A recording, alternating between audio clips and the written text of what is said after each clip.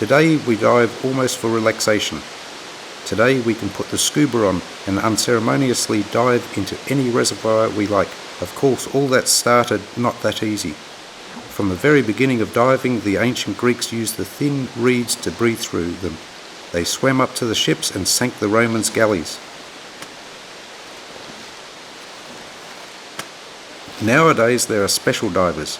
They can swim in the so-called closed systems, so you won't see even a single small bubble after them. The history of diving, of course, originates from the literary character Prince Gudon by A.S. Pushkin.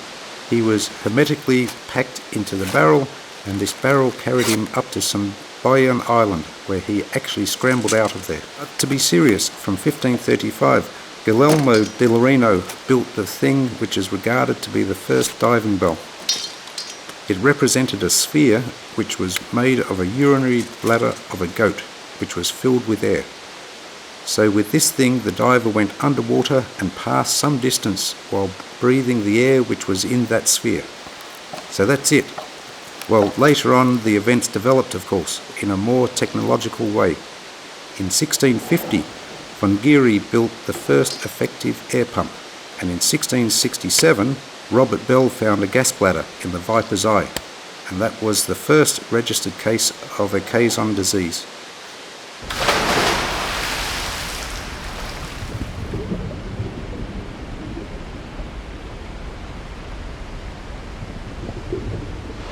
In 1691, Edmund Foley patented a bell, the submersion of which was connected by means of a tube with the put-up air barrels, which could be filled up from the surface. Thus the diver could absolutely comfortably breathe underwater, as he had no worries about the air that might suddenly come to an end. In 1715, John Lettridge constructed an underwater engine. That was a cylinder made of oak which was filled from the surface with compressed air. Its air tightness was reached by means of smearing the leather cuffs with grease, which wouldn't let the air out. In 1776 there occurred the first registered assault of the American Turtle submarine against the naval forces of Her Majesty of Great Britain in the New York harbour, and the history of diving with a bathyscaphe begins actually from it.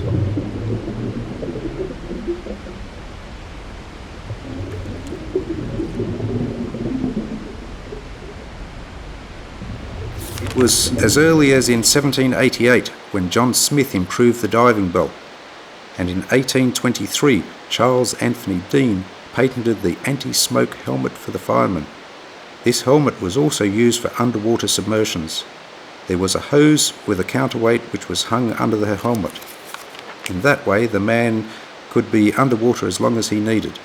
That was, of course, far from scuba diving, where you must constantly watch your air, read your pressure gauge, because the air may end. Here the diver got the continuous air, but his movements were constrained because of the hose, through which the air from the surface was supplied. Thus in no way could the man swim underwater looking at fish. All of his diver's duties consisted in submersion, repairing, or raising something from the bottom and floating to the surface. In 1828, Charles Deane again, together with his brother John, started the mass production of divers' helmets. Well, from that time on, everyone could come to the Deane's, i.e. Brothers Deane shop, to buy the diver's helmet and go diving.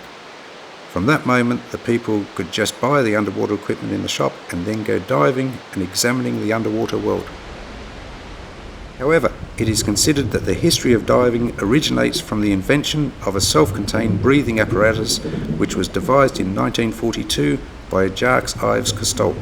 Jacques Yves Cousteau and Émile Ganin projected the regulator which automatically provides a scuba diver with compressed air even at his slightest breath. It is considered that from that moment the underwater lungs were created. It was as early as in 1946 when the Cousteau's breathing apparatus was sold to Great Britain. In 1946 the Cousteau's breathing apparatus was already put into mass production. From that very moment when Jacques Yves Cousteau developed his self-containing breathing system, the regulator, that is the underwater lungs, began the modern diving, the whole era of modern diving. Well, and now we may turn from the theory to practice. I suppose we begin.